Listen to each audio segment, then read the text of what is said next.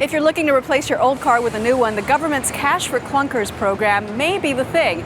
It starts today and it's designed to boost new auto sales and get gas guzzlers off the road.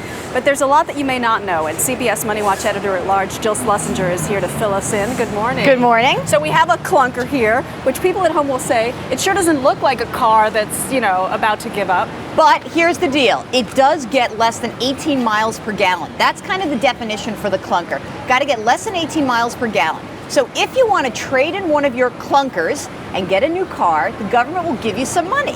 $3,500 if you improve the efficiency by 4 miles per gallon, and $4,500 if you improve it by 10 miles per gallon. So it seems like a good deal, right? But they're not going to give you $4,500. No, they're going are to say not. this is a credit towards a new car. Exactly. And so what you have to remember, there are what we've identified at Money Watch is 5 things you really got to look for, okay? A lot of people don't know these things. Exactly. And so here's number one. Number one, you really have to have a road-ready car. This can't be something that's falling apart that looks like it fell off a lot. So that's important. Insurance in your name for a year. The other thing is, it has to be less than 25 years old. I mean, that's a pretty big, wide berth for us to get through. When you buy a car, it has to be a new car, not a used car. If you choose a lease for that new car, it has to be a 5-year lease, and that's a pretty long lease for folks. And here's the other thing. Has to be less than $45,000. So no fancy cars on the Cash for Clunker deal. Even so, somebody who's been driving a clunker, even with a $4,500 discount, may not be able to afford the new payments for a brand new car. Yeah, that's probably one of the real downfalls of this. That if you're really driving an old car, you really have to factor in what's right for your family. Can you really afford it?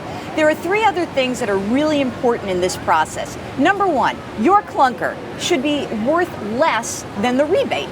Right? Because then otherwise you just go into the open market, sell your car, get cash in your pocket, and go buy a new car. Exactly. Number 2, you go to your dealership and you bargain. You don't tell them about your clunker. You get a really good price first. This is a buyer's market for automobiles.